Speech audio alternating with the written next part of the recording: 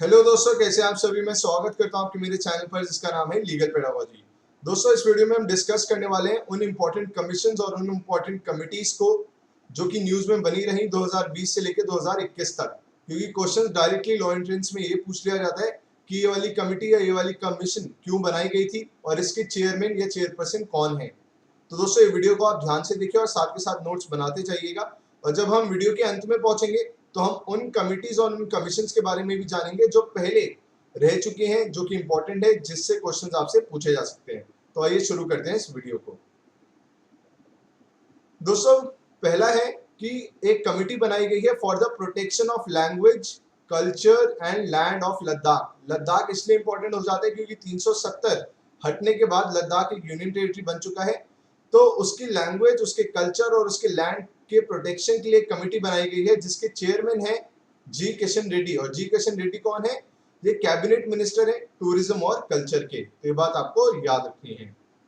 अगला है दोस्तों कि एक और कमिटी बनाई गई है to celebrate 125th birth anniversary of Netaji Subhash Chandra Bose. Netaji Subhash Chandra Bose की बर्थ एनिवर्सरी 125वीं बर्थ एनिवर्सरी सेलिब्रेट करने के लिए कमेटी बनाई गई है, जिसकी अध्यक्षता कौन कर रहे हैं, जिसके चेयरमैन कौन है? पीएम नरेंद्र मोदी। तो ये बात आपको याद रखनी है। और 125वीं बर्थ एनिवर्सरी कब सेलिब्रेट की जाएगी? सेलिब्रेट की जाएगी 23 जनवरी 2022 में। तो 2021 से लेकर 2022 तक अलग अलग टाइम पे अलग अलग इवेंट्स ऑर्गेनाइज किए जाएंगे, जो कि बेस्ड होंगे upon the life of Netaji Subhash Chandra Bose. तो इसकी अध्यक्षता कौन करे? इस कमेटी की जो पूरा ऑर्गेनाइज करेगी वो है पीएम नरेंद्र मोदी। तो ये बात आपको याद रखनी है। दोस्तों, अभी हाल ही में एक टीआरपी के ऊपर एक स्कैम हुआ था, जिसमें रिपब्लिक भारत, जो कि एक न्यूज चैनल है जिसको रन करते हैं अनंत गोस्वामी, वो भी काफी न्यूज में बना रहा था उसी चक्कर में। तो टीआरपी कैलकुलेशन के लिए एक कमिटी बनाई गई है अब, जिसके चेयरपर्सन रहे शशि शेखर वेम्पति। शशि शेखर वेम्पति इसको हेड करेंगे, जो कि टीआरपी कैलकुलेशन के ऊपर एक निगरानी रखेगा। और आपसे ये भी पूछ सकते हैं कि टीआरपी की फुल फॉर्म क्या होती है। तो दोस्तों, टीआरपी की फुल फॉर्म होती है टेलीविजन रेटिंग पॉइंट। तो ये बात आपको याद रखनी है। और इसके चेयरपर्सन कौन है? शशि शेखर वेम्पति। अगला है दोस्तों कि हमारे देश के इंडिपेंडेंस के 75 साल पूरे होने वाले हैं अगले साल। 2022 में हमारे देश को आजाद हुए 75 साल पूरे हो जाएंगे।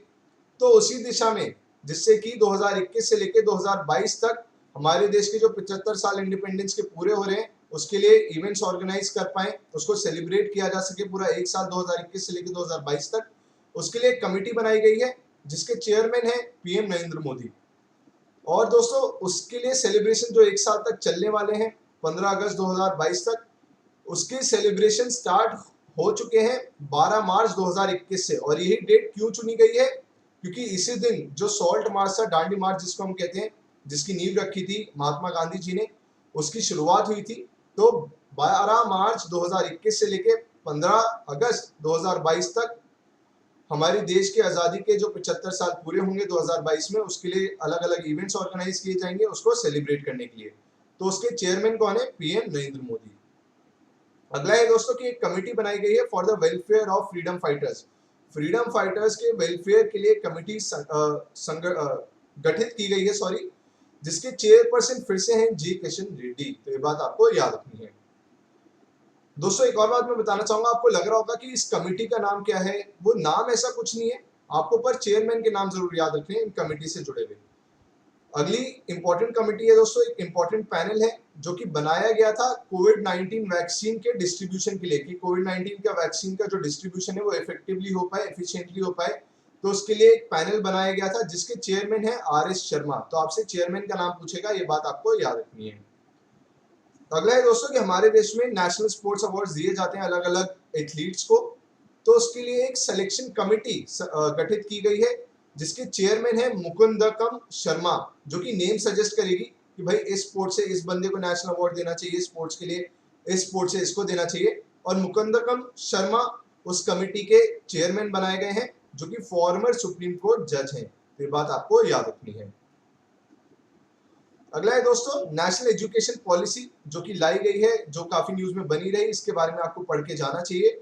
नेशनल एजुकेशन पॉलिसी 2020 के चेयरमैन दोस्तों थे डॉक्टर के कस्तूरी रंगन। आपसे पूछेगा, ये इंपॉर्टेंट क्वेश्चन है कि नेशनल एजुकेशन पॉलिसी जो लाई गई है 2020 में, उसके हेड, उसके चेयरमैन कौन थे? उसके चेयरमैन थे डॉक्टर के कस्तूरी रंगन। तो ये बात आपको याद रखनी है।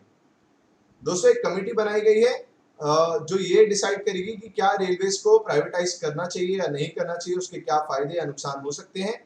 और उसके चेयरमैन कौन है? अमिताभ कांत, जो कि नीति आयोग के सीईओ हैं। तो ये बात आपको याद रखनी है।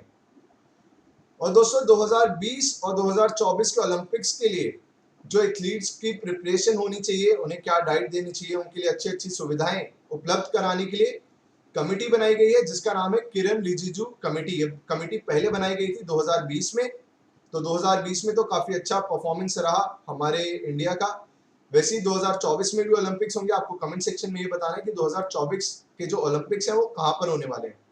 तो एथलीट्स की अच्छी प्रिपरेशन करवाने के लिए, उनको सारी फैसिलिटीज उपलब्ध कराने के लिए किरण रिजिजू कमेटी बनाई गई थी। किरण रिजिजू पहले फॉर्मर स्पोर्ट्स मिनिस्टर थे उस दौरान, अब वो लॉ मिनिस्टर हैं। ये बात आपको याद रखनी है। दोस्तों 1984 में जो सिख राइट्स हुए थे, उनके केसेस को इन्वेस्टिगेट करने के लिए कमेटी बनाई गई है, जो इस कमेटी का नाम है ढींगरा कमेटी। और इसके चेयरमैन कौन है? शिव नारायण ढींगरा। ये बात आपको याद रखनी है। अब दोस्तों हम बात कर लेते हैं, ये तो बात की हमने 2020 से लेकर 2021 तक कौन कौन सी इंपॉर्टेंट कमिटीज और कमीशन है जिनके बारे में आपको पता होना चाहिए। अब हम डिस्कस कर लेते हैं उससे पहले की इंपॉर्टेंट कमीशन और कमिटीज की। तो दोस्तों नेशनल इनकम को डिटरमाइन करने के लिए एक कमेटी बनाई गई थी जिसका नाम था महानोबिस कमेटी बनाई गई थी।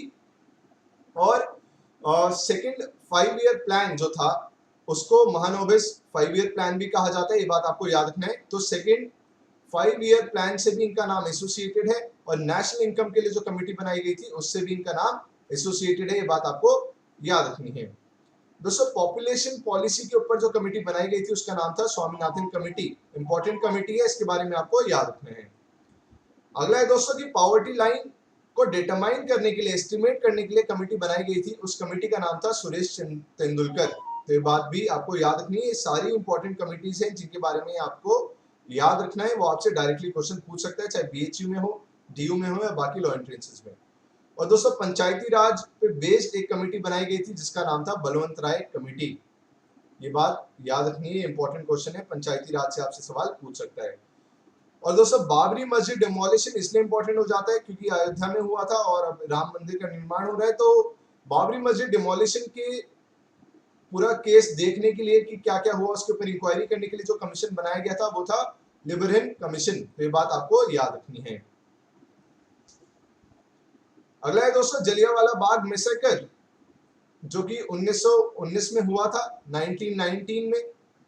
तो जलियांवाला बाग का जो मैसेकर हुआ था उसकी इन्वेस्टिगेशन के लिए, इंक्वायरी के लिए जो कमीशन बनाया गया था उसका नाम था हंटर कमीशन। ये बात आपको याद रखनी है, स्टैटिक जीके में आपसे पूछ सकता है। और दोस्तों गोधरा कांड जो हुआ था, गोधरा ट्रेन कार्डेज जो हुआ था, गोधरा ट्रेन इंसिडेंट जो हुआ था, उसको इन्वेस्टिगेट करने के लिए जो कमीशन बनाया गया था उसका नाम था नानावती। और दोस्तों आखिरी में जो कमीशन बनाया गया था इंदिरा गांधी के असैसिनेशन को इन्वेस्टिगेट करने के लिए, उसका नाम था ठक्कर कमीशन। तो दोस्तों ये थे कुछ फॉर्मर कमीशन कमिटीज जो आपको याद रखनी है। और 2020 से 21 जो ये सारी इंपॉर्टेंट कमीशन कमिटीज हैं जिनके बारे में आपको याद रखना है, उनके चेयरपर्सन का नाम याद रखना है। अगर आपको मेरी ये मेहनत पसंद आ रही हो और आपको लगता हो कि सही में डेडिकेटेडली मैं आपकी प्रिपरेशन में हेल्प कर रहा हूँ, तो इस चैनल को ज़्यादा से ज़्यादा शेयर कर दें, जिससे कि आने वाले जो एस्पिरेंट्स हैं वो भी इस चैनल को रेफर कर पाएँ और मुझे भी थोड़ा मोटिवेशन मिल पाए ऐसा क्वालिटी कंटेंट क्रिएट करने के लिए। Thank you so much.